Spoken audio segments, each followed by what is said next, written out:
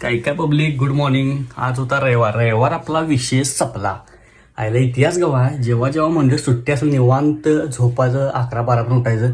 नेमका हमखास तवा झोप लागत नाही आणि तेव्हाच लवकर जाग येते. रूममधून खाली आलो, सगळं आवरून घ्या मस्तपैकी म्हणलो. आवरून रेडी झालो, म्हणलो नाश्ता करून बाहेर पडूया. मॅडम बघूया आमच्या काय नाश्ता केला ते. खाली आलो, बघितलं मॅडमने आप्पे केले होते. मस्तपैकी आप्पे खाव्या म्हणून बाहेर पड्या. तोपर्यंत पलीकडच्या काकी डोसा घेऊन आल्या होत्या. तो खाल्ला आणि बाहेर पडलो.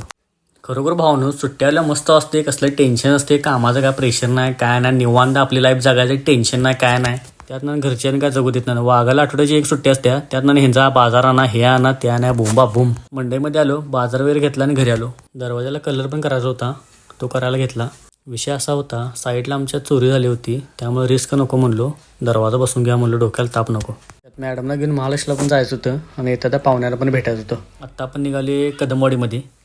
तिथून एक 15-20 मिनिट बसायचं आणि तिथून बाहेर पडायचं. मग तिथून आलो महालक्ष्मीला. आत आल्याला एकदम मस्त वाटलं, एकदम शांत असं वाटलं. रविवार असल्यामुळे गर्दी पण भरपूर होती. सगळी भाविक मंडळी वगैरे आज आली होती दर्शनाला. खरोखर मंदिरात आलं का एकदम शांत असं वाटते. दिवसभराचा सगळा ट्रेस निघून जातोय. मुखदर्शन घेतलं.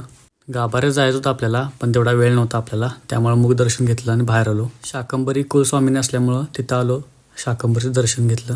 ही अशी मूर्ती छान होती, अशी छान सजवलेली होती. जाता जाता डीमार्टला आलो, राईस घेतला. बिलिंग काउंटरला आलो. रविवार असल्यामुळे गर्दी ढीग होती. मॅडम दमल्यामुळं पार्सलवर भागायला पाहिजे. भेटू नेक्स्ट व्लॉगमध्ये.